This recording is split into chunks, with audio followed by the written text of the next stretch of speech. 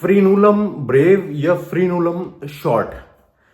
देखिए साहब, क्या होता है कि जो हमारा पेनिस है, पेनिस में जो ग्लांस का निचला पोर्शन है, ये जो हमारी फोर स्किन से जुड़ता है, इसको फ्रीनूलम बोलते हैं। अब होता क्या है, कुछ लोगों में फ्रीनूलम छोटा होता है और छोटे होने की वजह से कई सारी प्रॉब्लम देखने को मिलती हैं।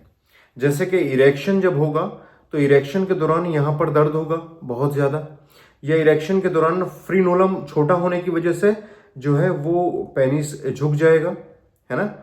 या फिर देखा जाता है कि पिनेट्रेट करते समय फ्रीनोलम छोटा होने की वजह से बहुत ज़्यादा दर्द होता है। और कभी कभी तो ये देखा जाता है कि फ्रीनोलम इरेक्शन के तुरंत बाद इतना ज़्यादा दर्द करने लगता है कि इरेक्शन ही चला जाता है। अब बहुत सारे पेशेंट्स ये कहते हैं कि डॉक्टर साहब, फ्रीनोलम का कोई कंजर्वेटिव ट्रीटमेंट है या नहीं है, क्या सर्जरी ही इसको करानी पड़ेगी। तो मैं आपको बताऊं, फ्रीनोलम का कंजर्वेटिव ट्रीटमेंट बहुत ही शानदार है होम्योपैथी के अंदर।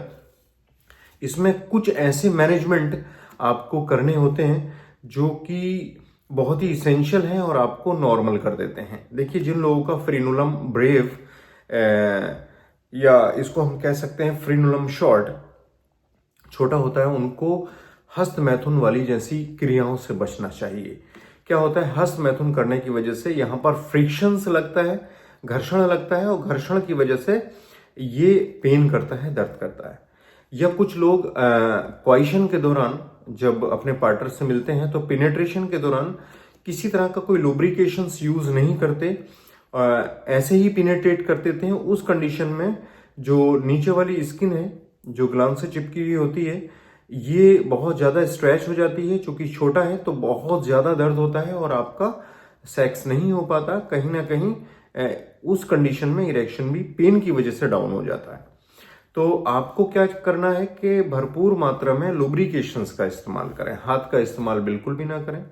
साथ ही साथ नियमित रूप से कोशिश ये करें, कोई भी ऑयल आप ले लें और नियमित रूप से अच्छे से रोज डेली इसकी जेंटली, बहुत ही जेंटली, माइल्ड तरीके से इसकी हल्के हल्के मालिश करें।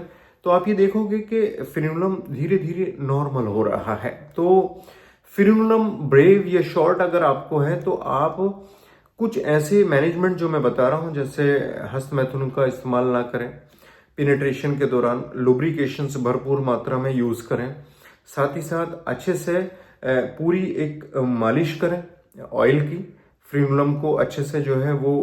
तो उससे क्या होगा कि इसकी स्ट्रेंथ में बढ़ोतरी होगी फ्रीनोलम की, और ये इसके अंदर फ्लैक्सिबिलिटी डेवलप होगी। जो एक रिजिडिटी है वो रिजिडिटी कम हो जाएगी और फ्रीनोलम कहीं ना कहीं जो बहुत ज्यादा पेन करता है वो नॉर्मल हो जाएगा। तो अगर ये आप इरेक्शन के दौरान इस तरह के मैनेजमेंट आप करते हो तो फ्रीनोलम वाली समस्याओं से बचा जा सकता है बिना सर्जरी के। साथ ही साथ ये बहुत ही सेंसिटिव एरिया है। कभी कभी देखा जाता है कि सर्जरी प्रॉपर सटीक या कामयाब नहीं बैठती, दिक्कतें बाद में भी होने लगती हैं। तो मैं आपको यही सजेस्ट करूंगा कि जो मैनेजमेंट मैं आपको बता रहा हूं वो नियमित रूप से लीजिए। साथ ही साथ होम्योपैथी में एक दवा आती है एसिड नाइट्रिकम। अगर मान लीजिए कि क्वाइशन के दौरान दर्द हो रहा है तो आप एसिड नाइट्रिकम की 2-2 बूंदें आधा कप पानी में डाल के नियमित रूप से दिन में 3 बार ले सकते हैं, क्योंकि एसिड नाइट्रिकम म्यूकस मेम्ब्रेन पर और स्किन पर बहुत अच्छा वर्क करती है ऐसी कंडीशन में जहां पर जॉइंट्स होते हैं, जहां पर स्किन ऊपरी, मतलब स्किन की जो ऊपरी लेयर्स हैं वो किसी भी टिश्यूज से अटैच होते हैं। वहां पर अगर कोई दिक्कत होती है तो ये दवा बहुत अच्छा काम करती है। तो इन मैनेजमेंट के साथ आप अच्छे से अपने आप को नॉर्मल कर सकते हैं। साथ ही साथ देखिए, हर बीमारी में कुछ मैनेजमेंट जरूर होते हैं। अच्छा लाइफस्टाइल, अच्छा खान पान, नियमित रूप से एक्सरसाइज एक ऐसी चीज है जो बॉडी की हर बीमारी को फायदा पहुंचाती है।